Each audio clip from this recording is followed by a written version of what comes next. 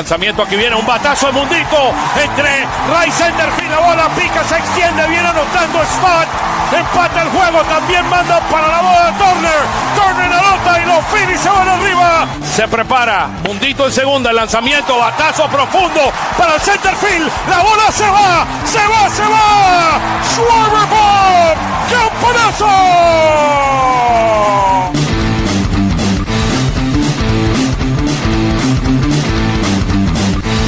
Aquí viene el lanzamiento, swing y lo ponchó. Ponche de Alvarado, amigos.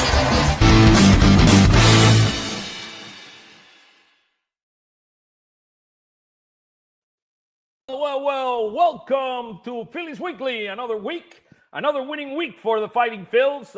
It was a 4-2 week. But I think the first 3 games, Jeff, felt like we were in the middle of the playoffs. I mean, that series against the Brewers was special. Supposedly the best team in baseball. We went head-to-head with them and show them what the Fighting Phils are capable of doing. I thought it was a complete game effort. If it wasn't our hitting, it was our pitching. If it's not, it was our defense. I mean, we played a complete series, and we were able to win 2 out of 3 in Milwaukee after they swept us in Philly earlier in the year. So, how you doing, buddy? Good, Oscar. You know, the highlight of that Brewers series was getting to listen to you for 4 innings on, I believe it was Wednesday night. I really enjoyed that. Made that loss a little less painful there, my friend. But so, good job by you. But you know what? I always say this is the time I actually do look at the standings. This is the time I actually view everything and see who's hot and who's not. And that Phillies-Brewers series told me something. The Phillies are a hot baseball team right now. The Milwaukee Brewers, since they won 16 in a row, they haven't been this hot. So you want to be hot going into the playoffs. The Phillies are doing that with 3 weeks ago. Yeah, look, you're hot at the right time. And today we couldn't ask for a better 2 guests here. The great Team Kelly is back in the house. And guess what? The one and only Roger McNamee is back with us. Take a look at this, man. Take a look at this beauty, what we got here. Look at this. Looking live. Unbelievable. Can you believe this, Jeff? Listen to this. This was the first, we changed the format, going live and going video cameras and that. That first show, it was both of you guys. So this is the OG crew right here. It is. So welcome back, guys. How you doing? I'm good. Good to be back on with you guys. I mean, are you ready for this? I mean, 3 more weeks? I don't have a choice.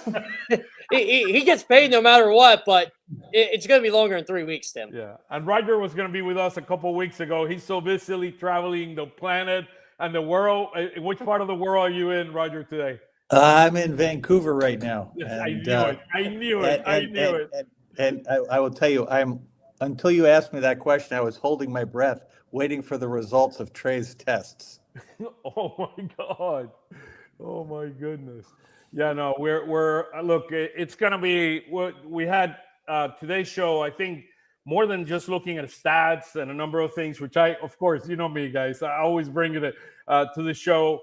I think we have. What are some of the key core questions the Phillies need to answer from now until the end of the year as we start facing a potential playoff run? And I think it's going to be a very, very interesting show.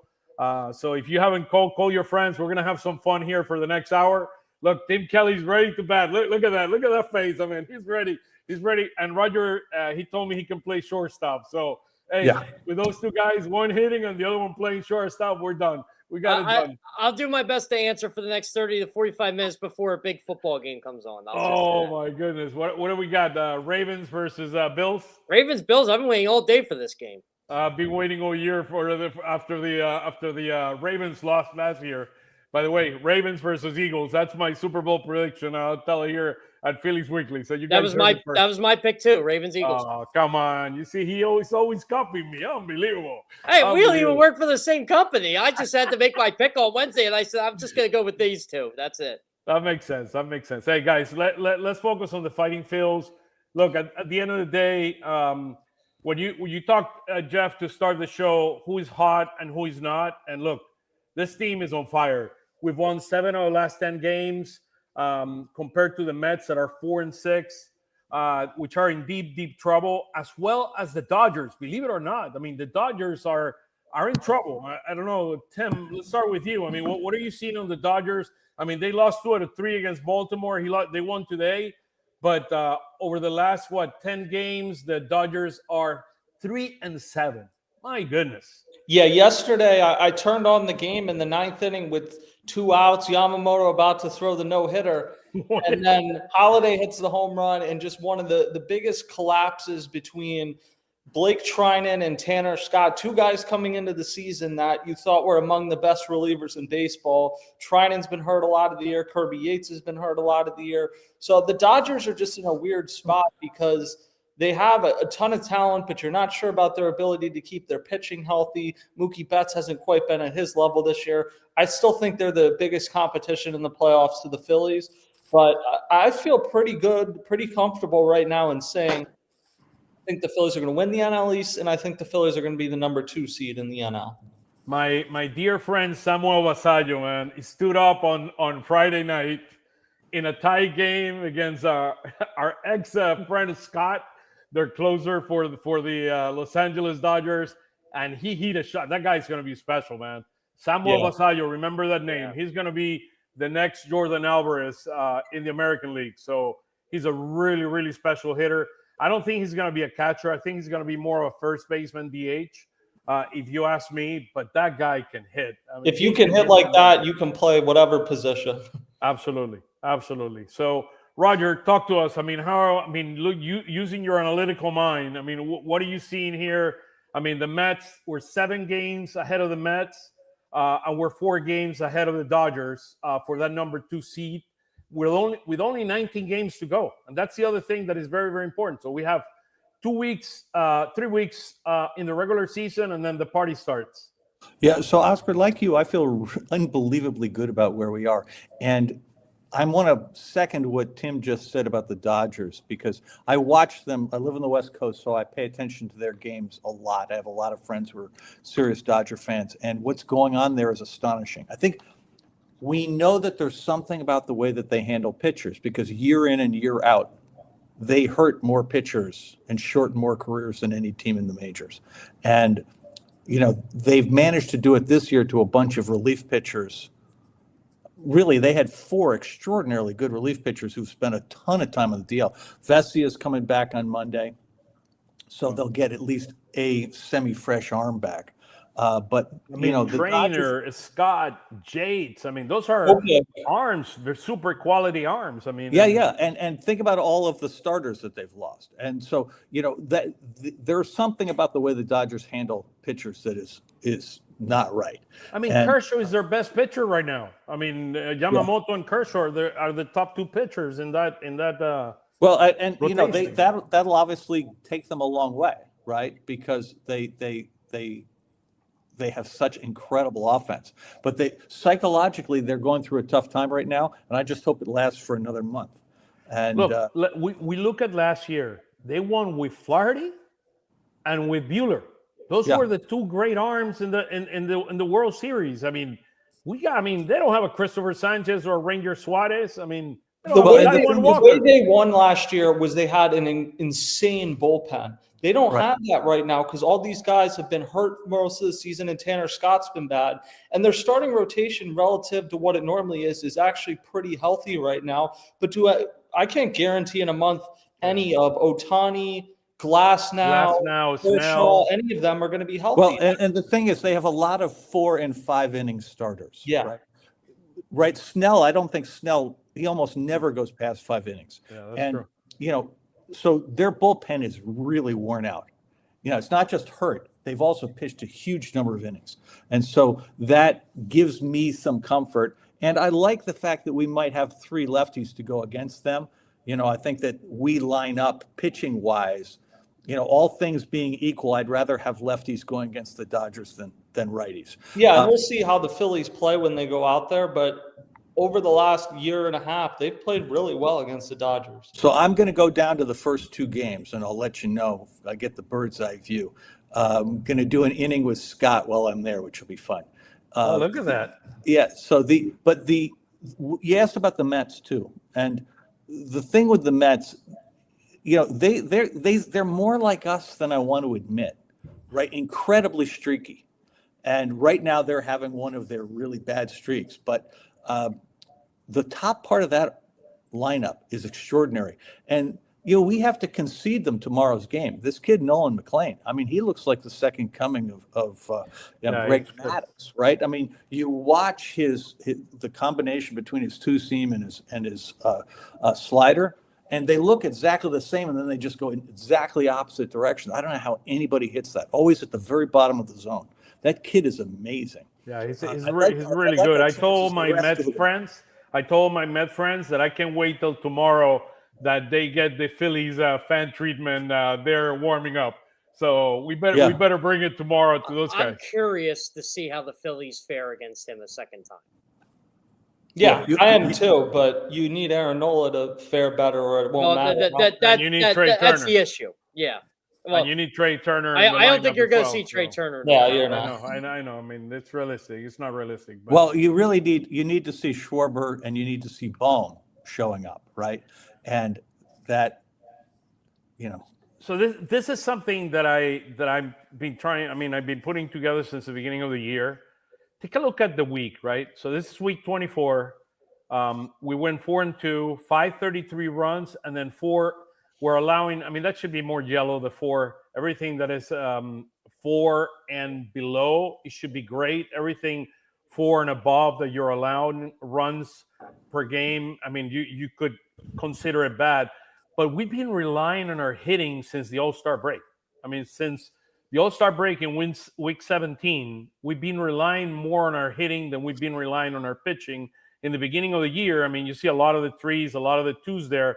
We were relying a lot more on our pitching than we were on our hitting. So it's something to keep ourselves aware of, because it's very, very interesting. Well, and I think when you're relying on your pitching now, you're almost relying on the bullpen more than you are on the starting rotation. I mean, there's the nights where Christopher Sanchez pitches, sometimes when Ranger Suarez and Luzardo pitch, but you've gone from having a terrible bullpen to, you feel pretty good if you have a lead in like the 6th or 7th inning, handing it off to some combination. You need to get Kerkering right again, but some combination of Robertson, Joan Duran, and I'm blanking, Matt Strom.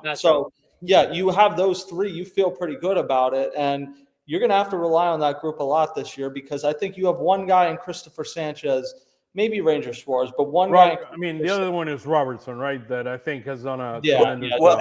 And Banks has been. Yes, and I don't want to shortchange Banks. He's had every time I've thought he's maybe been pitching over his skis, he's stood up to the next challenge. So it's been and he is one of those guys that he just kind of brightens everyone's day when he's around them. He is like a character guy in there. So that's one of the best trades Dave Dombrowski's made since he's been here.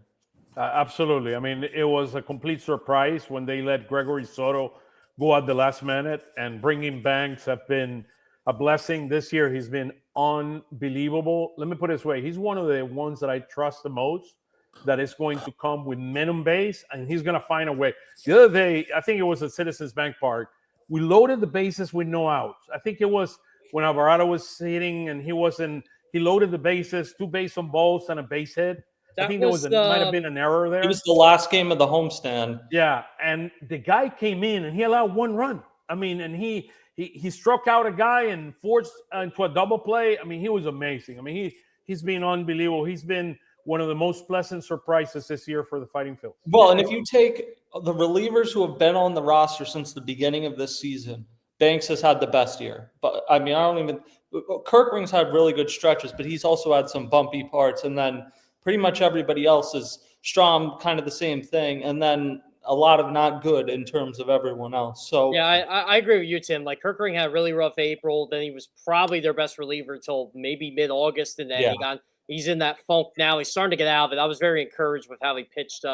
When did he pitch last Thursday? Was it Thursday? He pitched today. Yeah, he pitched that's right. He did pitch. See, I didn't watch the game. Remember he came in with 2 guys on and got out of the inning. Oh, I was watching 1 o'clock football. So thank you. It's 1 o'clock football. What can I tell you? I mean, unbelievable. So one thing that is clear to me is that with Ranger, Christopher, and Luzardo pitches, I mean, the likelihood, I mean, just take a look at the week. And it's not just this week, but before was Wheeler 2 added to this list. Now without Wheels, things get a little bit more complicated. But look at that. We won the 2-0 game with Ranger on the mound. That was an unbelievable game. The great catch in center field by Bader. Christopher Sanchez, 9-3 game, and then Luzardo, a 4-2 game. Look, when those three guys are pitching, I feel very, very comfortable that our chance of winning exponentially increases. When Aaron is pitching right now and with Walker is pitching right now, is significantly more risky. I mean, I hope we get the Aaron Nola that we saw in Chicago in the beginning of the year when he absolutely shut down that very tough Cubs lineup. But I'm hoping that's Nola that pitches tomorrow. I'll tell you what, Oscar, I'm a little concerned about this, that their top three guys in the postseason are going to be Christopher Sanchez, Ranger Suarez, and Jesus Luzardo, and you don't have a righty. Yeah, I think that's overrated, honestly. Like, ideally, you would have a righty, but you just got to go with the best pitchers. And I would agree there, too. Roger and I were talking about this before we went on. Ranger Suarez is a completely different type of pitcher than Sanchez and Luzardo. So I think you put him in game 2, and it's a different enough look that I think you're fine. Again, if Aaron Nola goes out with the final 4 starts of the season and is great, then pitch him game 2. If Aaron Nola looks anything like what he's looked like for 90% of his starts this season, you just can't. I mean, I don't. And that's one of the questions that I've had here. Hold on, because what I did is I put all the postseason numbers for all the guys that could potentially pitch in the postseason. So, look, let's. This series to me was a playoff series. I mean, we went there. We could have given in the Taiwan Walker game in that first game. And this team fought it till the end. I mean, Bader was unbelievable. Brandon March was unbelievable. I mean, Kepler, everybody. This was the best team win of the season, in my view. This Bayer's catch is one on of the Thursday games that had the most fun broadcasting the entire year. Bayer's catch on Thursday was incredible, by the way. I would like to absolutely put in a vote for Thursday as the single finest game we've played all year. I agree with you about Monday. Monday was the most fun. The most exciting. How about that? And it was also a game of great courage, right? Because we kept, we got way behind, then we caught up, we got ahead, we gave up the lead, twice, and we still won the game, which was earlier in the year, we would not have done Harper, give credit to Harper with that home run to basically wake up this line. But the Thursday game, the 2-0 game, was a character game all the way through. And, Ranger knew what he had to do. And he did it. And she said it was like a playoff game. And they went right through 3 relief pitchers. Everybody kept the game under control. Everybody did what they had to do. And we got just enough offense, and we got the offense in weird ways, right? Only time this week we didn't score with a home run, right? And so, we've been scoring most of our runs with home runs in the last few weeks. And this game we didn't get a home run. And it was, again, there was football interfering, and I understand that, but this was a spectacular baseball game. Yeah, and those are the games. I have a question for the three of you. Okay. You have one choice. One choice. You have one game, one choice. Who do you pick between our starting pitchers to start a game? Sanchez. Yeah, I'm still going Sanchez, but there is something. I'm going Ranger. Yeah, there's something about I'll put Ranger against anybody. Like, even last year in Citi Field, Ranger had absolutely nothing physically and pitched that and battled. Yeah, and so he did not allow to run. And by the way, that's a different Ranger than the one who's pitching today. Right, I mean, and the one that pitched on that Thursday in was it Thursday that he pitched? Yeah, you had and I still, it was weird. I would have very strong reservations about giving Ranger Suarez a big contract. Like, eventually throwing 89 or 90 miles an hour, like, it's just not. Nobody's talking about contract. I'm telling you, today you asked me, pick one game, and you need one guy to pitch you the 7th game of the World Series. I trust Ranger Suarez more than anyone in this. Well, maybe the Phillies will set that up where he can do that. Well, there is a reality, though. They had a Game 7 2 years ago, and it was started by Ranger Suarez, and they didn't win. So, was it because of him? You don't put yourself in the position where you need. Was it because of him that we lost that game? He didn't pitch well. He didn't pitch well. He didn't pitch terribly. I think he allowed, what, 3 runs? I mean, Oscar, they were up 2-1 in the 4th inning. Yeah. I just trust the guy. I mean, the guy gives me he's a pitcher. He's the guy that knows how to pitch and knows how he keeps guys off balance. I mean, Yeah. I love the way he pitches. So Oscar, you're saying he's like Dave Steve, right? Which is he doesn't always look great, but he gets the job He done. gets the job done. No I matter what. don't think we've He's seen the gutsy. best of Christopher Sanchez. I think Christopher Sanchez is still getting better. Yep. And I agree. I don't disagree with that. The game with the Mets where he kicked the trash can, that one really concerned me. And that probably drives your thinking at least a little bit to see him lose his cool that way. What I hope is that was the thing that provided the lesson so that the next time he does keep his cool. Look, I love Christopher Sanchez. I love his changeup is a schoolball, even better in schoolball. He has more strikeouts with a changeup than any other pitcher. Now, it's look. Remember what Ranger did against the Padres. He came in at the last with last 2 out. They bunt the ball with a rainy field, and the guy gets the out, and he gets you the last out. He gets it done.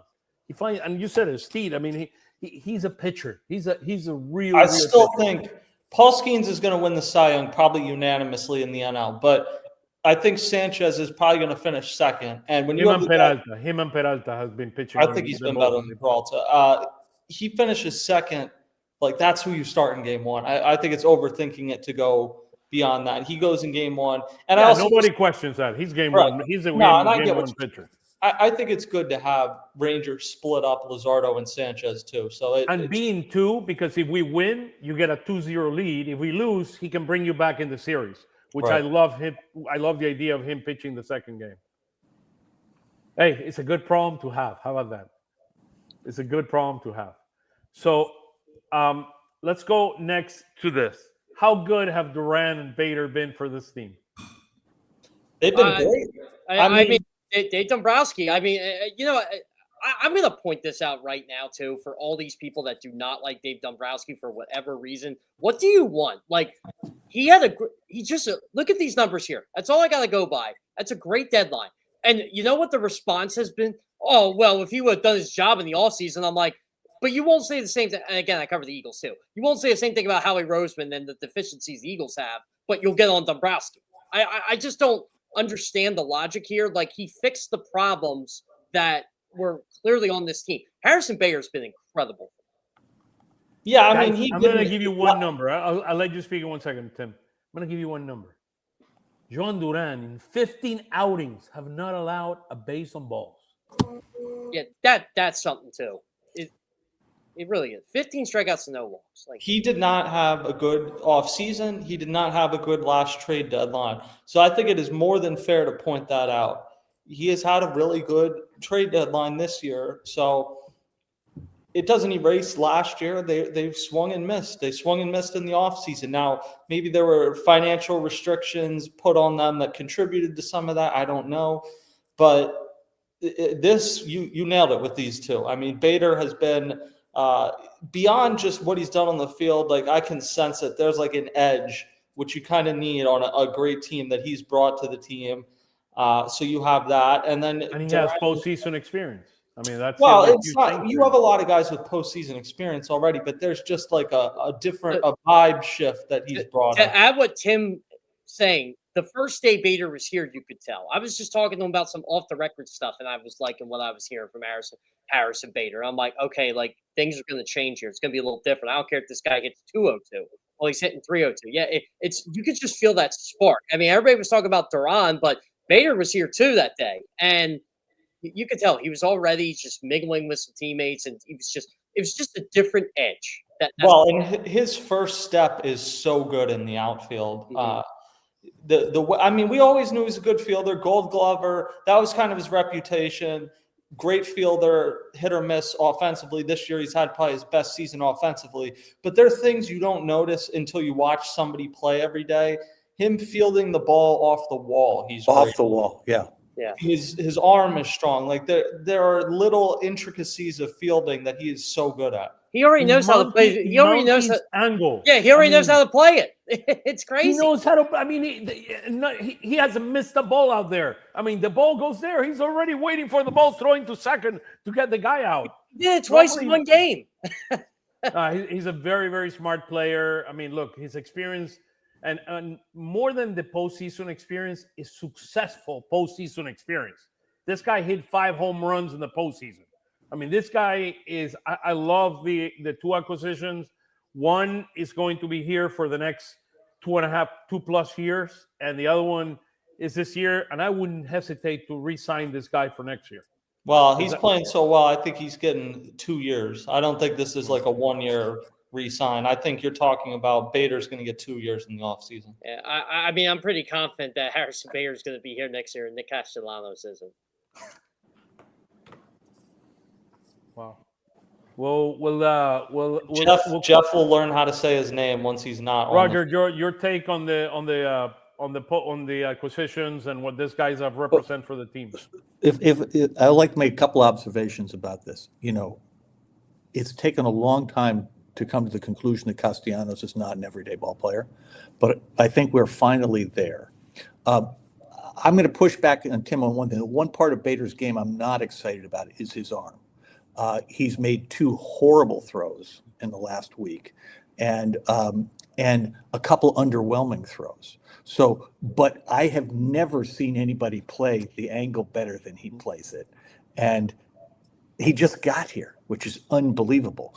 And as you say, he gets to anything that's in the air that can be gotten to, and that just changes everything for us. And he's a really good match to Marsh, right? And that, I think this team had lost. It felt to me like they'd become too businesslike, too serious, that they'd lost the fun spark of the daycare years, right? And that loosening up's a good thing, and this guy brings some of that in a weird way. He brings a kind of macho looseness to it. I think the edge. I think that using the words you guys brought, I think it's 2 words here. He brings an edge, and he brings leadership.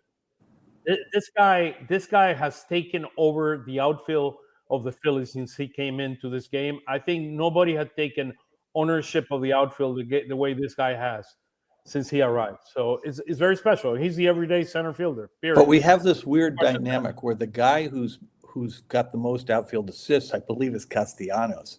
He's the guy whose arm has done the most good for us this season. He has the best arm, by the way. He has the best arm probably of all of them. He has, I think, 2 at home plate. March has a better arm? No, I think Bader has a better arm. Bader's got a better arm. I agree with what Roger said. Bader maybe has a little too much trust in his arm, but there was a play Thursday where Contreras was on third base. Bader catches it and throws a seed home, and even with 1 out, Contreras didn't even think about tagging. So actually, very good point. Very good point. That some of the best throws are the ones you make that don't result in an out, but just stop a guy at the base. But I look at this, and I was mad at Dave, not just for the offseason this year and the trade deadline last year, but the offseason the prior year when he didn't do anything about the right-handed hitting outfielder. And, that was the year that 3 of them changed places, 2 of whom really worked out, and we didn't get any of them. And, and then, so to me, this was just extraordinary. I mean, Duran obviously is a game changer. I think Bader's a game changer. I'm actually quite optimistic about the 2 guys we picked up for nothing, off of waivers, because, who knows? But it just feels to me that they recognize that this is the year, and we literally have to do everything in our power. And I don't know if Meza is really going to be any good in the postseason, but until today, he looked fantastic. And I'm just glad that they did that. And I look at Buehler and I go, I don't think there's a prayer he's going to be any good, but it costs nothing to find out. Yeah. And right. Buehler is worth the shot. I agree with you. He's been terrible since his second elbow surgery, so I wouldn't have high hopes. Meza is the one to me, and like you said, didn't look great today, but looked really good prior to that. you need a third lefty in the playoffs because you're not going to have Alvarado. So that to me was a good risk. It's somebody with postseason experience. Yeah. I think that was we may look back at that as maybe not the Matt Stairs move, but like one of the, when you used to have waiver trades in August, that type of a move where you get someone late. And it's the third lefty in the depth chart. He's like a huge trade up. And you sit there and you go, who occupied that space before him? Joe Ross. Who was? Hey guys, here's a question. But are the Phils the second best team in baseball?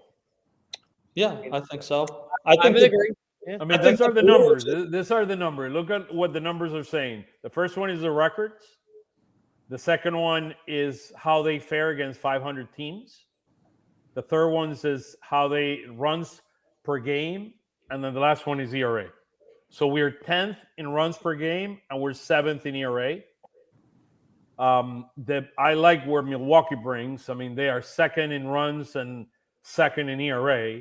Milwaukee's good, but they also haven't been playing as good as they have, say, the past right after the All-Star break. And they've had injuries to their bullpen, which Shelby Miller's done for the year. Yeah. You're hoping Shelby's out. I didn't know that. Shelby's out. McGill's out. Yeah, so, McGill is out. I think they believe he's going to come back, but who knows? Like Uribe is really good, but the only problem for the Phillies here is almost all the best teams are in the National League. Like you look at the Cubs, who are at 81 and 62. If they were in the American League, even if the Padres were in the American League, they might be the best team in the American League. I look at the Blue Jays and say if they were in the National League, I don't even know if they'd make the playoffs. But for the first time ever, really, you have the first time in my lifetime, I should say, you have the NL is so much more dominant than the AL. But take a look at how some interesting things. I mean, there are three teams here that have fared better against 500 teams and above, and those are Milwaukee, Detroit, and Toronto. We could say that we're kind of 41 and 38, but take a look at this: 51 and 38 for Milwaukee, 50 and 37 for Toronto. And Detroit at 46, they're +9. Oh, isn't Toronto being up on the Yankees and Red Sox pretty good? Yes, but they also beat up on us too. But then you go look at Toronto. I went to that series. They're 20th in ERA. Can you trust a team that is 20th in ERA in a postseason? I don't. The back end of their bullpen is Sir Anthony Dominguez and Jeff Hoffman. Jeff Hoffman has had a bad season, and Sir Anthony Dominguez really hasn't been like that same level since 2022. So. Yeah, I mean, I'll take David Robertson and whoever and Joan Duran over what they have. And they're starting pitching, like they're deep, but they don't really have an ace to me. Right.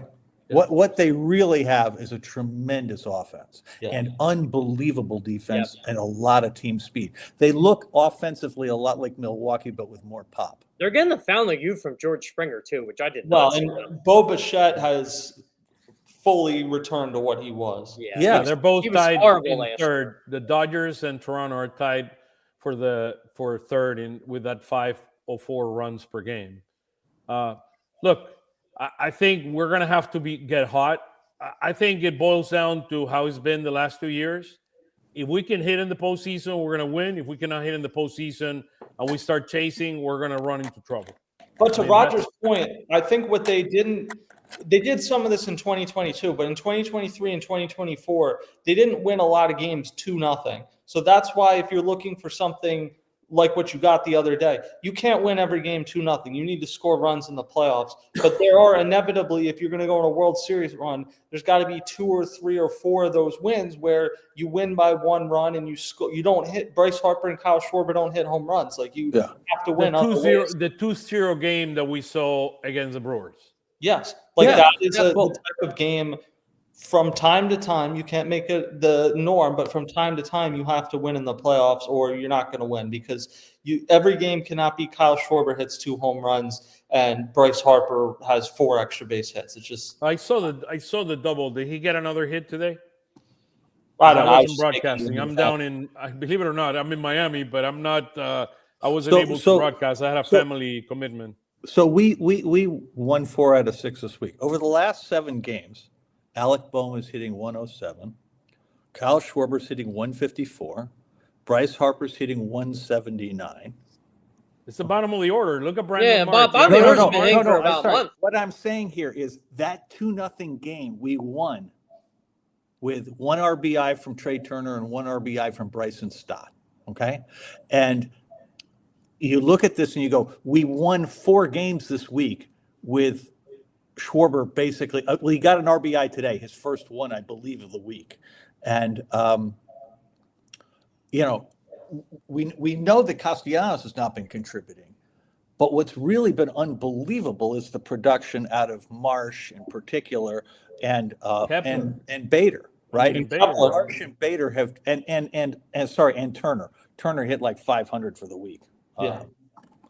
And you know, so it would be very, very helpful if Turner was not badly hurt. Although weirdly, if you look at his stats, Sosa is, he's hitting like over 300 over all of the recent periods. So he actually is not as big an offensive drop off. But the problem you run into right now is that you've got your 2 slot, your 4 slot, well, 2, 4, and to a lesser extent 3 really not contributing. And, you know, we really have to ask a question about Bohm because he goes back over 30 days doing nothing. And, you know, his numbers have just been gradually creeping down. He got off to that great start, but he's showing some fatigue or something because if you watch him, he doesn't look focused. I mean, last 5 games or last week, Brandon March is hitting 526. Yeah. 526. And he got a hit off a lefty today. Amazing. It's amazing. I mean, look, this team is capable. And the good thing that we like is that, I mean, we are doing it as a team, and particularly the bottom of the lineup is doing a much better job. Talking about the question that we were asking, after the All-Star break, here are the OPS, the runs per game, and the RBIs per game that each one of these guys have produced. So I put Schwarber, Turner, and Harper as comparison since the All-Star break. So you see where Bader OPS, and I did this yesterday. I didn't do it today, so it doesn't count the game today, but it's 875, March 843, Wilson 841, Kepler 716, and Castellanos at 562 on OPS. And then you see, interesting enough, Kepler and Casti are the ones that produce more runs per game. But look at Castellanos producing runs. He's the lowest, the lowest producing runs of everyone else. He's had very unproductive at-bats since the All-Star break. In terms of producing. So, look, it's a very interesting dynamic, the outfield. So I do believe this is an outfield that he's going to deploy based on matchup and whomever is hot. Is that your perspective, Tim? Yeah, it is my perspective. The only caveat I would add is if Trey Turner is out, which I think we agree he's going to be out for some period, we just don't know. He's how probably long. in the IL for the next 2 weeks. At least, yeah. So Sosa goes from platooning at second base to starting at shortstop, which means either Stott's going to play every day or someone else platoons with him. And Weston Wilson has some experience at second base. So does maybe Weston Wilson get some more at-bats there? Maybe they try to give Marsh some more at-bats against lefties. I know people want that. There's just not a lot of track record to say he's going to hit lefties. You also could bring Otto Kemp back up. And I thought, even though he was learning left field, I thought Otto Kemp looked better in left field. I think reading between the tea leaves and stuff, I've been told it looks like Otto's going to be coming back up. Ian Miller just got called up to AAA. They've been moving a bunch of guys up. So it looks like Otto's going to be coming back up. Our friend Steve Porter just told me that Adam Miller probably is getting promoted. So he is getting promoted. I wouldn't know, but you have Nick Castellanos has, I guess, accepted basically the role he's in right now, and the reality is he doesn't have a lot of choice because the lineup with the other 3 in with Bader, Marsh, and Kepler has been their best lineup against righties by far. So Tim, you were there this week in Milwaukee. Like, I'm assuming you guys talked to him. Like, how was he? I don't think we did talk to him in Milwaukee because he only played in one of the games, and it was the game that they lost. So, it is frustrating. I'm sure it's frustrating. Who we're talking about? Nick Castellanos. Okay, Yeah, he talked in Miami, which I was not there for that series, but I saw Scott Lauber did a story with him that was really good. But at this point, it's like what Rob Thompson said, check your egos at the door. And certainly, if all things were going well, the Phillies would want Castellanos to play. He's due $20 million next year. It's gone poorly enough, though, that they've gone in another direction. And you've now seen with Max Kepler having played better since the trade deadline, and he's definitely a better fielder than Castellanos, you're seeing better results. And it's allowed Rob Thompson to basically do what's best, regardless of what Nick Castellanos' contract says or how he may feel about it. So the one thing you guys... Hold on, I'm hearing some good news. And Steve has also mentioned it. So Adam Miller is promoted to AAA. Arun Escobar is up, and Dante Nori is coming up are going to AA. So that's look, they're moving the guys up, but then should be moved. I mean, that have had great seasons, and particularly Adam Miller over the last week, and we'll have a slide on him later on. So the one guy you guys haven't mentioned is Bohm. And Bohm has been an absolute black hole offensively for more than a month. And to me, if you're going to put Sosa at short, we saw Stott got a hit yesterday off a lefty. And Stott is looking better at the plate, significantly better. And Marsh is hitting better against lefties this season as a whole than Bohm is hitting against anybody over the last 30 games, okay? And so, to me, if you're going to bring up Kemp, what you're going to do is give Bohm some days of rest and let Kemp play third base, which is the place where, weirdly, I believe he has 2 outs above average. Weston Wilson can also play third base. Well, the problem with both of them, and I'm pulling it up now, but third base might be their natural position. Otto Kemp at third base in 165 innings this year has -6 defensive runs saved and -7 outs above average.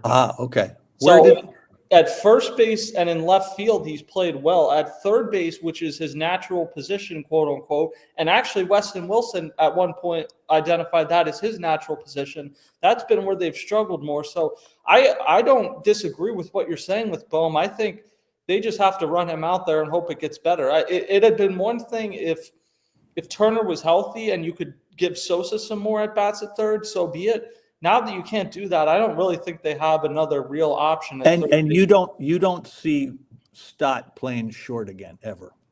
No, I mean not this season certainly, but I think he's much better at second. Okay. Look, the reality is that I think there is. We should go with matching up against and matchups and who's hot.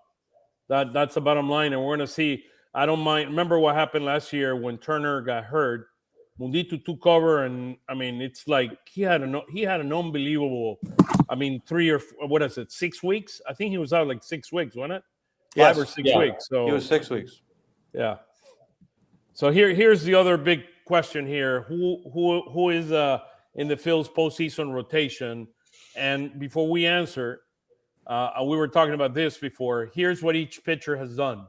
So Christopher Sanchez has pitched in 2 games, a total of 7.1 innings, 6 strikeouts, and a 3.86 ERA. I think the first one was in Arizona, and the second one was last year. Last year, he fared a little bit better than he did against Arizona, where I think they cut short his potential outing there. I think it was a game 4 in Arizona, game 3, game 4 in Arizona. I don't remember correctly which one it was, but it's when we lost the series to Arizona. Then you got Luzardo that has experience. He's pitched 4 games, 14.2. He goes all the way to Oakland, where he was in the playoff with the Oakland A's. Yeah. And then he pitched for the Marlins as well. And he's 0-2 with a 6.14 ERA. In 14 innings, he has 16 strikeouts, but they have hit him, and we did hit him when he opened the game against us. Tim, was he pitching game 1 against the Phillies? Yeah, Stott hit the grand slam. Yeah, it was a grand slam game, right? Yeah. Yeah. It wasn't against him, the grand slam. Well, it was that game. Yeah. It was that game. It was that game. But he did not. I mean, he wasn't at his best there. And then you got Ranger. He's pitched in 10 postseason games. He's 3-1 with a 1.43 ERA. In 37 innings, he struck out 40. And then you have Walker Buehler is at number 2 there in that list. 19 games, 3.04 ERA. But I do understand that most of his innings, even though he's pitched 94 innings of postseason, 16 last year that were scoreless, which is after the Tommy Young surgery and all that. But he did not have a good season, but he had a very good offseason, or postseason, and he was the one that closed the last game against the Yankees. So, look, you got to give it a try. I think we're going to give it a try. We're going to see it. We're going to see him next weekend pitching against Kansas City, and we see how he fares, and then we'll go from there. I did not see the game that he pitched yesterday, but I heard there were some errors, some defensive errors along the way. Were you there, Jeff? Did I see you laughing? Were you there? Oh, no, I'm talking something about prospects. Oh, my goodness. You're something else. Football prospects or baseball prospect? What's going on here? No, baseball prospects. Actually, something that has to do with this show. Oh, I thought you had a cornerback number 2 for the Eagles already mapped out there in your scouting. No, not yet. And then Aaron Nola, 5-4 in 10 games, 53 innings, 58 strikeouts. Again, I think we're going to go. We know that Christopher Sanchez is going to start game 1. Probably Rangers going to start game 2. And right now it's Luzardo until further notice. And we'll see what happens. Yeah, I agree with you. And not to say these stats don't mean anything, but like you said, most of those stats for Buehler came before the injury. And even last year when he was pitching well, it kind of didn't make sense because he had a terrible regular season. He had a terrible regular season this year. So I don't know exactly what it is that clicked for him. And maybe the Phillies will tap into something, but as is, you're taking a flyer on him, but nothing more. And Sanchez and Luzardo have such a small sample size compared to Buehler, Ranger, Nola. So and these stats are all this year's stats for them. Right. For the so pitchers. I think in a perfect world, Aaron Nola will pitch well enough that he can pitch in game 2, but it's not a perfect world. So we'll see what happens. But based off of how he's pitched recently, you can't do it. You don't need a 4th starter until the NLCS. I think at that point, if you get to a game 4 starter, it will almost certainly be Aaron Nola. But if you're building the best rotation for the NLDS, assuming you don't play in the wild card series, I know they're all lefties, but put Ranger Suarez in the middle. It breaks up Sanchez and Luzardo, who are more power pitchers, and go with that. Because ultimately, it doesn't matter what hand you throw with if you're down 4 or 5-0 early in the game. Okay, let's go to the next question. Oh, no more questions, guys. Those are all the questions that I have for you. So here are kind of the stats of where the Phils are.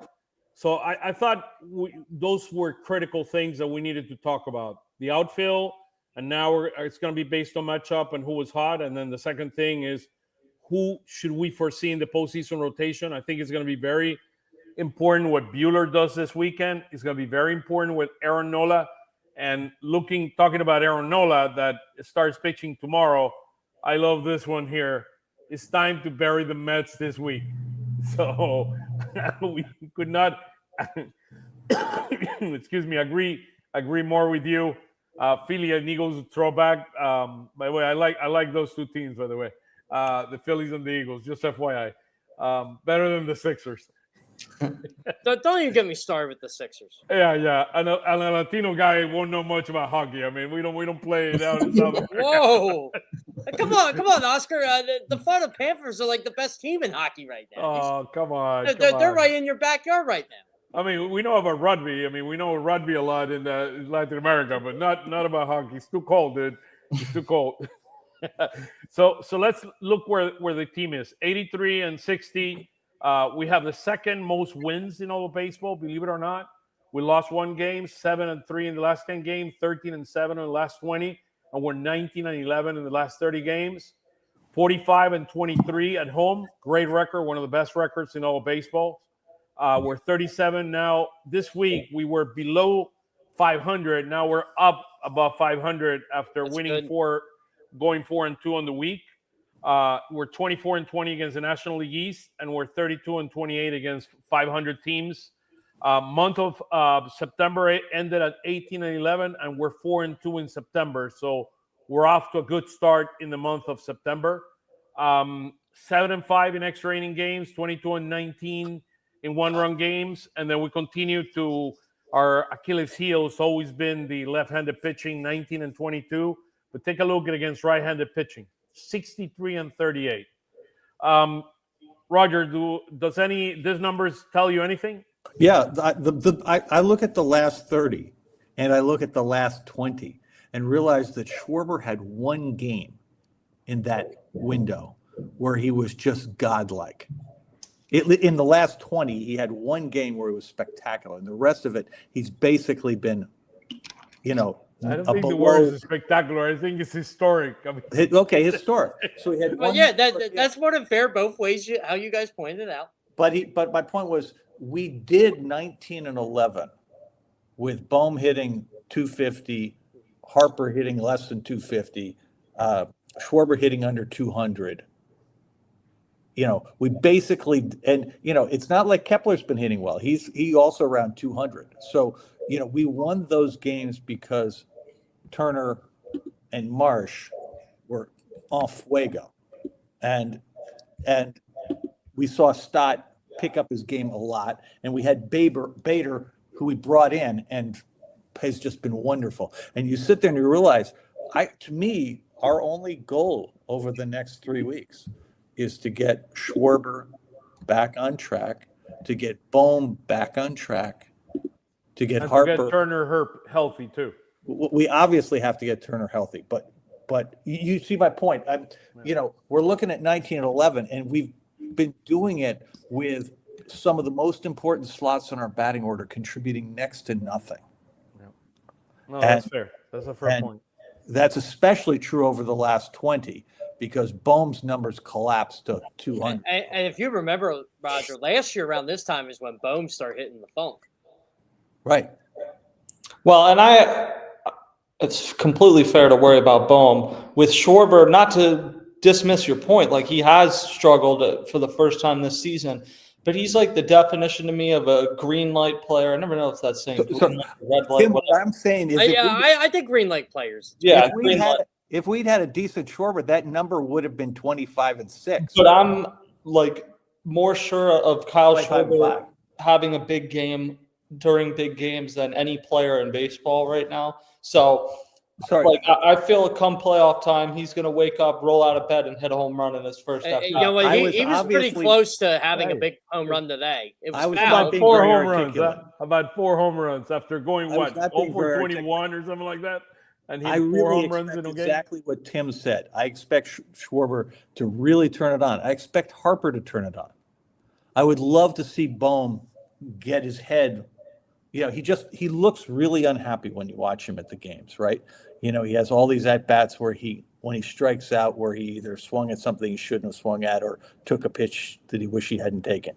And, so to me, I see upside from all these numbers. I'm very, very optimistic, except for the Turner thing. Turner's been so catalytic and weirdly, not so much leading off, but following the bottom half of the order, doing really well, being the guy who either keeps that rally going or drives in a couple runs. Over the last 30 days, Schwarber has hit 189.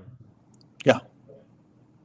What's your take on what's going on with him? He's just 2 inches. I mean, what's going on? I just think you get into funks throughout the course of the season with him. Yeah. I don't read too deeply into it. I'm sure when you're on the cusp of hitting 50 home runs, you get a little anxious, but it's also somebody that has like the 4th most playoff home runs of all time and has hit over 350 or 300 in his career. Like, I don't worry that he's not going to get out of this as long as he's healthy, which by all accounts he is. By the way, I don't think he's going to break Ryan Howard's record. No, I don't think so. I didn't think so all along. Just the fact that someone could get close, though, I never thought anyone would get close. Yeah, I mean, 50's an accomplishment. 49's an accomplishment in and of itself. He's hitting 189, but he over the last 30 days, he hit the most home runs out of all the Phillies. So yeah, it shows that. Well, before the 4 home run game, and then even after it, he had like a stretch where I think it was like he had 20 home runs in his last like 39 games or something like that. And then then he had the Mets series, then he had the 4 home run game, and I think he got back to that pace or something like that. But it's honestly incredible how he's been able to carry this offense a lot of times through this year. Is Realmuto cooling off? Are you seeing that? Yes, the numbers say that. Yeah, I mean, it was inevitable, though. He wasn't going to continue to hit at that pace that he was hitting at, which is the perfect time, to Roger's point, where between that and the Turner injury, you need another right-handed hitter to step up. And while Bader's done that, you really need Alec Boehm to hit like a 4th or 5th hitter going forward if you're going to make a deep playoff run. Yeah. So he's 5 for 18 over the last week. Well, no home runs and no RBIs. The last 15 games, he's hitting Realmuto's hitting 173 with 2 homers and 4 RBIs, right? Last 7 games, he's back up to 227, but he doesn't have any offensive output at all. No home runs, no RBIs. Yeah, his value. And the only reason that I say it, we need somebody hitting behind Harper. Yeah. I mean, that can be effective. Right now, that looks like Marsh. Wow. Mark's another lefty, so you're talking maybe Bader. Right. If you're facing Clayton Kershaw or Sean Manaea or whoever. Right, then it's obviously got to be a righty. Yeah. Peterson is not one of them in that list. Is Peterson in that list or no? Yeah, David Peterson's been – the whole Mets staff has just collapsed, but Peterson normally is. He's been bad since the All-Star game. Yeah, he has. He absolutely has. So, look, let's go we'll go 2 or 3 slides, and then we call it today, just showing kind of the overall. So here's where our hitting is right now. 10th in all baseball and runs per game. We're 7th in OPS. We're 6th in OPS against right-handed pitching, and 10th in OPS versus left-handed pitching. We're 6th in OPS with runners in a scoring position, which to me, that always amazes me, that number. But I guess it's all connected to those 10 runs. It's the bases loaded where they struggle. Runners in scoring position, they're fine. They've been fine all year. With the bases loaded, I can tell you. But their batting average with bases loaded is horrific. Right, especially with none out. Well, I think their big problem is they'll get a run or 2 in those situations, but they don't get 5. Like they never capitalize in a situation where you can have a crooked number. Yeah, and they don't break a game open, and then they'll somehow come back to bite them or something like that. Well, if you're down the run, then they won't get enough. To be clear, I think if you look at the way the lineup has been configured for most of the season, you've got people at strategic positions like Castellanos when he was hitting 4th or 5th, who just bring all that to a grinding halt, or Realmuto the first 2 months of the year, right? Hitting relatively high. They would be in these positions where if you got the bases loaded, you would then have a guy who was an automatic double play guy. I mean, the number of times that we've got bases loaded where one of those 2 guys hit a double play ball this year has been alarming. Okay, here we go. I got the numbers. I say here. Boehm. Boehm, Boehm, Castellanos, or Realmuto, one of those 3 guys. Let's see here. With no outs and the bases loaded, the Phillies are hitting with 0 outs and the bases loaded. The Phillies are hitting .412 with a 938 OPS. I find that hard to believe. I must have missed all those games. I haven't missed a game all year, and I don't remember. That's kind of my point. Like they'll get a single that gets 1 run in. It's only 21 times they've had it. They won't get another run after that. With the bases loaded and 1 out, we're hitting .069. Yeah, that's where it's hurting them. .069 with a 357 OPS. How many double plays? I don't know. A lot. I mean, 067, I think you could do. Well, I have it. Wait, relax. I have it. So let's see. With no outs and the bases loaded, we've hit into rounding into double plays. Into 1 double plays in 21 at-bats. With the bases loaded and no outs. With the bases loaded and 1 out, we've hit into 2 double plays. In 41 at-bats. So they're just not getting hits. With 2 outs and the bases loaded, we're not going to get a double play then. We hit 220. With the bases if loaded you do, I'd be outs. impressed. We've done it 66 times, and we have not hit into a double play because there's 2 outs. Yeah. Well, yeah, we Look, established this. It just look, baseball hitting is down significantly, and it's painful, but it's the reality of what baseball is today. That's the sad part about it, because I thought we were dying. We had a runners scoring position. We're a minute third and no outs, so we cannot Well, bring you the know guy what? on. It really is. It's the approach at the plate, even though it tells you your best pitch is going to be your first pitch. And that's the issue right here. Yep. Chase rate, 28th in baseball.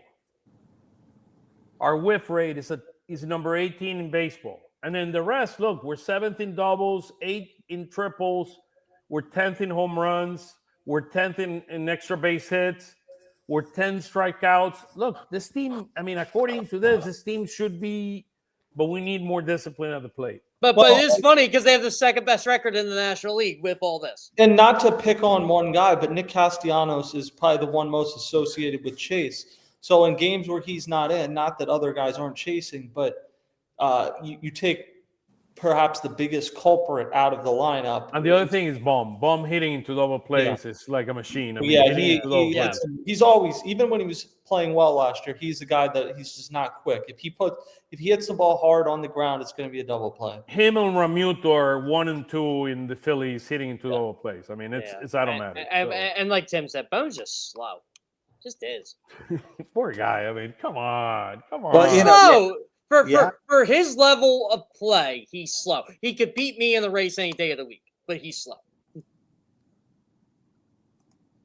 He's mad at you. How about that? He can be mad at me all he wants. Let's go into maybe I should bring up the stats since he started dating a certain someone. Let's go into pitching. Here's kind of Oscar said we're not talking about that. We're talking about what? Sorry, I missed that. What was that?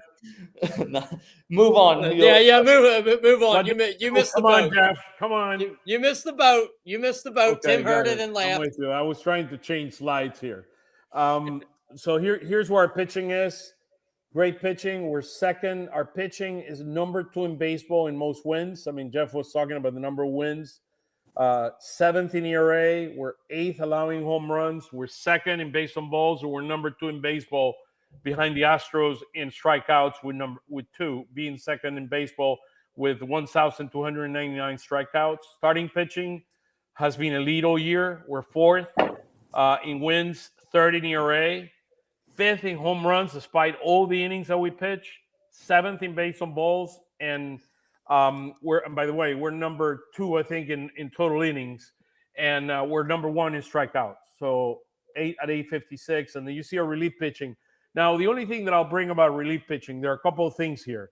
Number 1 is that 431, we were 28th, 26th, 23rd, and 24th most of this year in the weeks that we've been here. We're down to 21 now.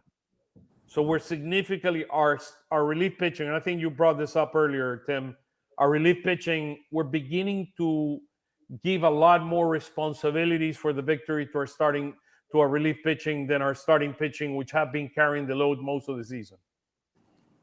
Yeah, without a doubt. David Robertson has done a good job since coming back. Duran is obviously, outside of 1 or 2 games, been pretty much perfect. You've gotten Alvarado back, so Tanner Banks has pitched well. I think Matt Strom's pitched better.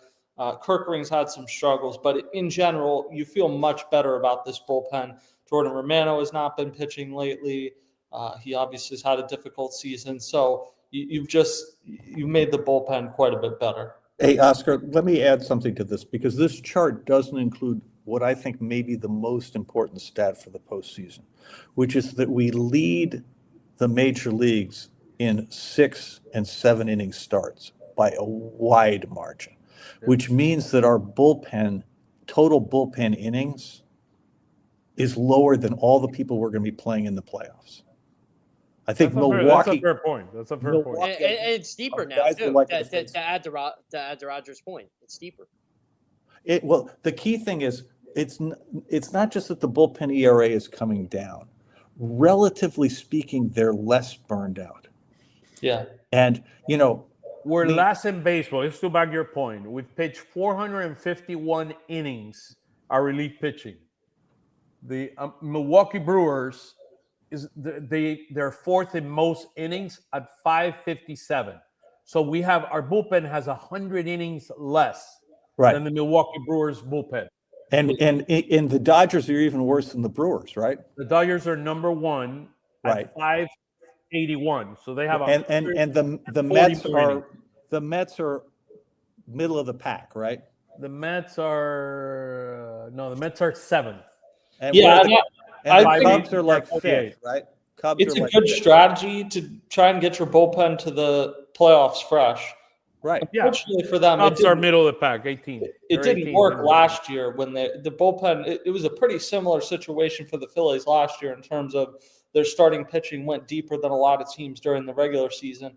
They got to the playoffs and somehow still Strom, Estevez, and Hoffman kind of melted down. So you're just hoping with a different mix of guys this year that the strategy works better. And I think with someone like Duran who throws so hard, making sure he is not taxed going into the playoffs, because you're going to inevitably, there's going to be a game where you call on him or multiple games to go 5 outs or something like that. Go back to back.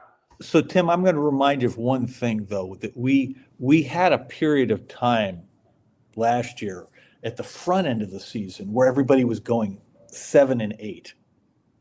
And then it got shorter as the season went on. Yeah. And by mid-August, our starters were going a lot fewer innings, and our winning percentage came way, way, way down.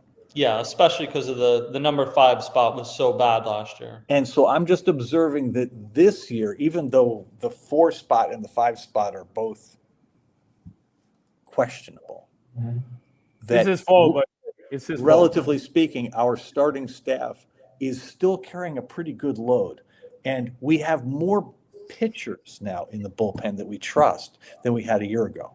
Yeah, right. If you just still had Zach Wheeler, dude, obviously, right. If we still had Trey Turner, but we don't. So let's, we got to make the best of what we got. Well, we still have to see how long Trey Turner's going to be. Yeah, I think Trey Turner will play. This is not a report. I think he will play again this season. It's just a matter of not only when, but also like last year when he came back from the hamstring, he was hesitant to run. Hesitant doesn't even begin to describe it. Right. I mean, he had no range at short, and he didn't steal a base right after he came back.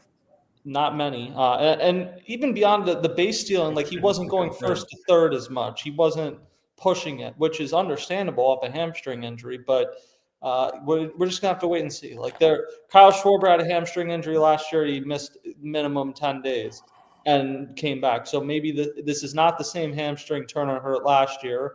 But oftentimes when you hurt one hamstring, I know this from having torn one of them, you put more pressure on the other leg.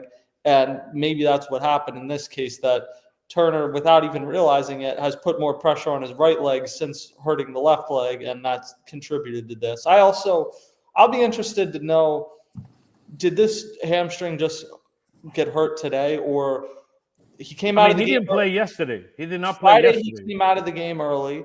They were winning, so maybe it was just nothing. Yesterday, he didn't play, and they said it was a scheduled off day. Maybe it was. But the fact that he hurts it today, and there's not like a big scene like, oh, my God, I just hurt my hamstring. It was like, all right, I got to come out. Like maybe they were already aware that this was something he was managing. Yeah, maybe he had a tight hamstring, and he just... Yeah, that's my theory. Look, Kerr, this is a guy that we need to make sure. I mean, we know what he's capable of doing. He needs. I mean, he's looked better in the last outings that he's pitched, but we need to get him all the way back. Been going through some stuff. That's all I'll say. Yeah, I mean, I just trust the guy. I trust the guy. I think this guy is special. He has a tremendous future, and we just need him to come around and be the best version of himself. Right quick, here's 2 more slides, and then we'll focus on we'll talk about the Mets in the next slide. But Aidan Miller and Griff McGarry, proud of those 2 guys. They are the players of the month. And then the other guy is Felix Reyes, that doesn't stop hitting in Double-A. And I'm surprised that he didn't get promoted to Lehigh Valley, because this guy is, I mean, absolutely. Well, not officially yet. What? Oh, he might. Not all of them are out yet, so okay. I don't know. I'm just saying. I mean, he was named the player of the month in the league. I mean, so I don't know about him, but I mean, he's been hitting at an unbelievable pace, and he's been one of the best hitters for the team. There's so. got to be a spot for him too. That's the other thing. Yeah, that's the other thing. But he deserves the kind of the recognition that he's getting, because every week we talked about somebody in our minor league system that is a tremendous hitter. Felix Reyes always comes up. So Yeah, well, he's going to win a batting title, right? yeah. Yeah. Right. I mean, comfortably, right? We're going to win the batting title in the National League. We're going to win it at AAA, and we're going to win it at AA. And that has been always the issue with him, that he doesn't have a permanent base. They tried him at first. They tried him left field and the outfield. I mean, he's more of a DH. He's more of a DH, and that's complicated, particularly in the world we live in today. So, hey, but we wish you nothing for the best. He's a Also, AA right now, and hopefully also, he gets promoted. So also, Justin Crawford is on the IL. Right. Concussion. Right. On a concussion? Yeah, he got run into by Otto Kemp and knocked a whole bunch of teeth out and knocked him. Yeah. Honestly, it looked a lot worse than what it ended up being. Oh, my. Yeah, Thursday night. Oh, I didn't see it. Yeah. And Roger and I saw it. It was totally Otto's fault. It was just, It is. I mean, it's baseball. I mean, and it's not football, but it's baseball. Yeah. Tim Kelly likes football. You can see. I mean, Tim Kelly has been hooked to the TV the entire day. I got the Bills and Ravens on. Yeah. By the way, Derrick Henry is just destroying the Bills during this podcast. So. That touchdown run Derrick Henry had was amazing. I didn't see it. I just saw a stat there that he has like 150 yards already. I mean, and the other team has like 20. The Bills have like 20 yards. Yeah, so well, he had a big run earlier in that game. Lamar scored. It's like the Bills scored right away, and you're like, oh, okay, but Baltimore's defense, they're way better than this. Baltimore's just been dominating since. Yeah, absolutely. That's great. So here's last slide, guys. These are the 6 series that we have left in the season. Starting with our dear friends up north. Friends. It's a tough question. That's a tough word. Frenemies. Yeah. The enemy. Here it comes. But it'll be McLean on Monday. Yeah. McLean on Monday. Okay. And Monet on Tuesday. They swapped them. Okay, got it. Well, the Mets need this game. McLean against Nola, Minaya against Suarez, Sanchez and Holmes. Holmes is running out of gas after all the innings or the lack of innings he pitched last year. And then Luzardo against Peterson. I mean, those are the matchups. It's going to be very, very interesting. Then we have Buehler on the 12th against Lorenzen. Our old friend, Michael Lorenzen. Lorenzen lost today, by the way. Minnesota beat him. And then Walker against Bergert and Kansas City. They're running out of pitchers. I mean, Ragans is hurt. I mean, Lugo is hurt. They're running out of pitchers.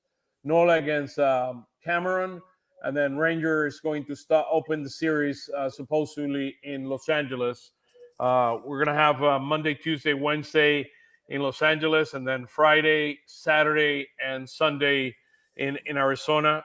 You were saying that you might be going there, Jeff?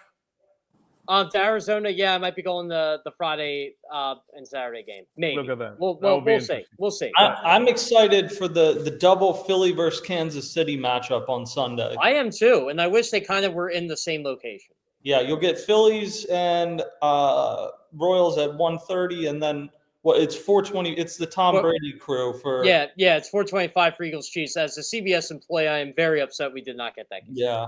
Hey, look here on the right-hand side. You see how each team is doing. I mean, I updated it yesterday. I didn't have time to update it today. But here is the runs per game. So we're 10th in runs, 7th in ERA. The Mets are 9th in runs and 13th in ERA, despite the fact they were like in the first part of the year, they were number 1 in ERA. And I mean, their starting pitching have collapsed. The Kansas City cannot score runs. That's the reality this week. And then you see that the issues that the Dodgers have been having with their starting pitching. And then you see the same thing is going to happen against Arizona, Miami, and Minnesota. Their pitching is really, really bad, and we should take advantage of that. So that's what we have. That's our year. I mean, nothing more, nothing less. Roger, any final words of wisdom? Well, I just I just want to reiterate that I feel like we've gotten to this point in the season with a better team and a better overall vibe than I would have thought was possible at any point earlier in the season. I really tip my hat to Dombrowski for the moves he's made over the last month and a half. And I am, notwithstanding the loss of Zach Wheeler and whatever the issues are with Trey, if we're not going to have to do anything different than we were going to have to do if both of them were there. And I'm not sure statistically that we're actually any worse off. And you'd much rather have Wheeler than not have Wheeler, but realistically, this is going to be on the offense. The offense is going to have to hit, and it was going to have to hit whether, because our offense typically takes the night off when Wheeler pitches. And so without him being there, maybe everybody will just step up. I've been really encouraged since he got hurt how well this team has played. We played much. Tim, we played much better since the All-Star game than we did last year. Significantly. Wildly better. And not just that we're winning games, we're beating really good teams in games that look like playoff games. Well, and one of the things Dave Dombrowski said right before the trade deadline, where they did end up adding one bat in Bader, but he said some of these guys here are going to have to do better. And Bohm, as we've said, hasn't really. But Stott and Marsh have been significantly better. JT's maybe cooled off now, but he was incredible for a month for and a half. 2 months. Like, he had a really good stretch there. Kepler has been better. I get it wasn't a high bar, but he has been better. So you have had a lot of these other guys perform better than they had up to that point in the season, and that's what you need to consider. And the funny thing is that the guys who haven't been performing lately are all guys you have a right to expect them to play way better in the playoffs, right? I expect great things from Schwarber, great things from Harper, and I expect Bowman to play better. I just think that, the dude came this close to winning the home run derby. He actually does very well in the spotlight. I just would like to see him do well every day. Our friend Dorwin's, Roger there. What day do the Phillies clinch the division? Duran will be there throwing the last strike. Let's see how the Mets series goes first before we start planning a celebration here. Yeah, and what is our? I don't honestly our number care. is 14 now. What is our? I'm looking at the Miami series is I think we have for OnPattison, we have Anthony going to LA. Like, that's one that you could conceivably clinch a playoff spot. But I think in terms of the division, you're still probably looking at that last homestand. Yeah, which would be nice for us, Tim. Yes. Look, a successful series against the Mets would be 3-1. I think we split would be okay, but not I think feeling it's great. successful, honestly. Oh yeah, that's a heck of a series. If you look at it in context of the season, yes, it's just the way the whole dynamic has been going with them, and you just got to remember the goal is to keep it at 7, and I keep trying to tell people this. They only get destroyed by the Mets in Citi Field. It's not as lopsided at Citizens Bank. They got worked here against the Mets. They're 2-7 against the Mets this year, so you got to do a little better than that. But I agree, but they're 0-6 at Citi Field. Also, the Phillies were terrible against the Braves in the regular season for 2 years and then beat them in the playoffs. So sometimes these things change. And we were terrible against the Cardinals and beat them in 22. Yeah, exactly. But I will say, like, the Citi Field thing, nothing you can do about it now. You don't play there again in the regular season. That is a real concern come the playoffs because you played so badly there the last couple of years. And I don't really want to see the Mets in the playoffs. So, again, this is another reason why this is a big series. I know the Mets are up 4 games for the last wild card spot. Maybe put some pressure on them a little bit. But there are like 3 teams that are 4 games back, by the way. The problem is there's not another team really putting a ton of pressure on. Exactly. The Reds have – it's honestly the Giants are probably the most realistic team. And they worked as hard as they could just to get the 500. Right, yeah. So I think these are going to be the teams. It's more of what the order is going to be. Yeah, so assuming the Mets are the last, I think the bigger question is, the Dodgers have a very easy schedule the rest of the way, probably easier than the Phils to a certain extent. Even though I don't think we have a tough schedule if you look at this. No. No, it's I not. mean, The Kansas City, Dodgers had an easy schedule over the weekend, and they played terribly. So, Well, they had an Orioles. easy schedule for the week, and they lost 5 straight games to Right. last place Yep. teams. I think unless the Phillies go out to LA and get swept, they're probably going to be the number 2 seed. That's fair. That's a fair. There Honestly, you go, guys. even if they did get swept, the Dodgers would still have some work to do. So, My 2 last questions. Roger, when is your next concert? Next weekend, going to be playing at in Northern California at in Willits. It's a big festival called the Hog Farm Fall Gig, and the Hog Farm is this Wavy. guy's special. It's the headquarters of Wavy Gravy and the Merry Pranksters that remain. So. I mean, in the previous life, he would had a rock band. I mean, the number 1 rock band in the world. I mean, this guy is. Come on. It's beautiful. Follow Moonalice at Moonalice. Where can we follow you and go to any of your concerts? I mean, if we're anywhere in the world. The band has a website called moonalice.com. And if you want to check out all of our music is there for free, including every show we played for the last 18 years. So it's special. I'm telling you, it's special. Go there. Psychedelic soul, folks. Just it'll please your soul. Absolutely. Amen. Thank you, Roger, for being with us. Tim, what's going on with OnPattison and kind of what's the latest and greatest and what's coming up? Yeah, new episode of Phillies Stoplight dropped this afternoon right after the Turner injury. So you can go check that out. And it's down the stretch here. You got the Eagles just started. The Phillies are getting towards playoff season. The Sixers and Flyers aren't far off. So the craziest and most exciting time on the sports calendars here, and we'll have it all on OnPattison. This is the craziest time of the year. Jeff, do the Eagles get another cornerback? And what's the did our friend Jalen Carter get? Hey Oscar, I'm going got to a word from the NFL? Playing shortstop, okay? What was that? When I'm done. I'm going to play cornerback when I get done playing shortstop. Yeah, all right. Look at that. That's the answer. That's the answer. Do the Eagles get another cornerback, or do we know what's going on with Jalen Carter?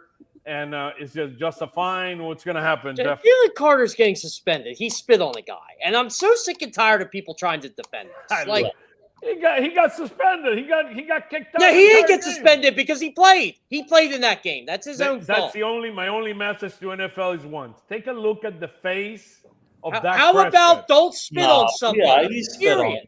He spit on him. I mean, look at the smile of Dak Prescott's face. I don't care. If that was Jalen Hurts, this fan base would absolutely love what he did. Dak Prescott baited him successfully. It was smart. Absolutely. It was Jalen Carter was an idiot for doing it. He fell for it. He fell for it big time. I mean, well, the guy left all the way. I mean, Jeff, I'm gonna print out. I'm gonna do a printout of Dak Prescott smile. And I'm gonna give this is why I get very upset with this city, because if Jalen Hurts was Dak Prescott, and if whoever on the Kenny Clark was Jalen Carter and spit on Jalen Hurts, and Jalen Hurts did the exact same thing, Eagles fans would be crying wolf. It's pretty sad that Kenny Clark is the first name you think of on the Well, it's not Micah Parsons. He's nominating somewhere else now. Hey, Jeff, that's how bad they are. Last question before we close it.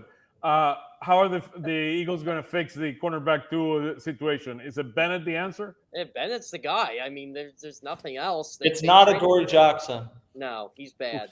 It's and Kaylee Ringo. It's nice. Play Bennett more. Why did he? I mean, I know he had a pass. He's not ready yet. He's not ready. Okay. He came in and he allowed 3 catches. He's just not ready for this defense. Yeah, but it's a very complicated defense. He kept everybody in front of him. So the other one I'm worried about. So that's hey, if you want to know anything about the Eagles or the NFL, follow Jeff. He's the best.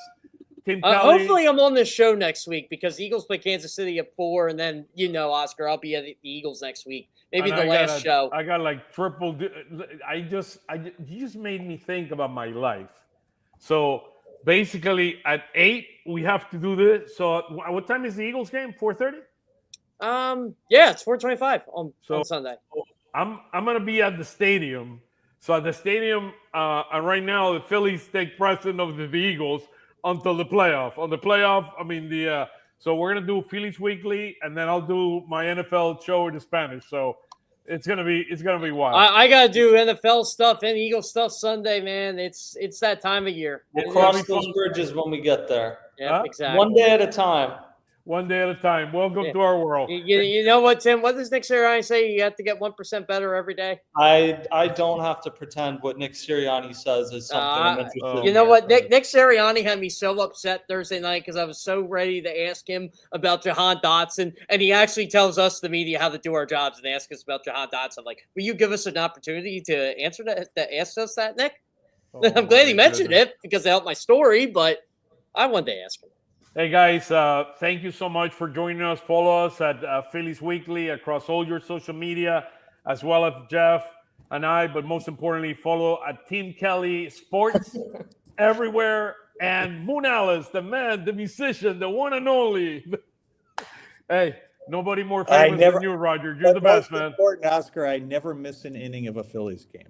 That's incredible. Even if he's in the concert, he would not miss an inning.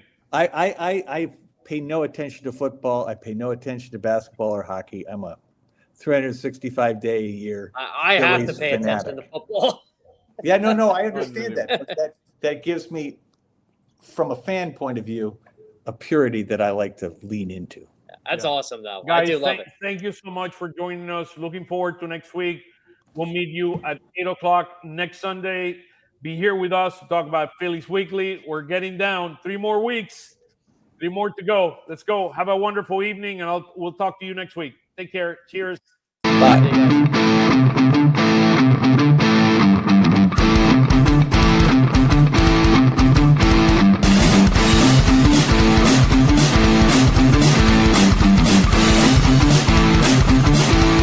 Lanzamiento, aquí viene un batazo de Mundito entre right center field, la bola pica, se extiende, viene anotando Stott, empata el juego, también manda para la bola Turner anota y los Phillies se van arriba. Se prepara, Mundito en segunda, el lanzamiento, batazo profundo para el center field, la bola se va, Schwarber Bomb, campanazo.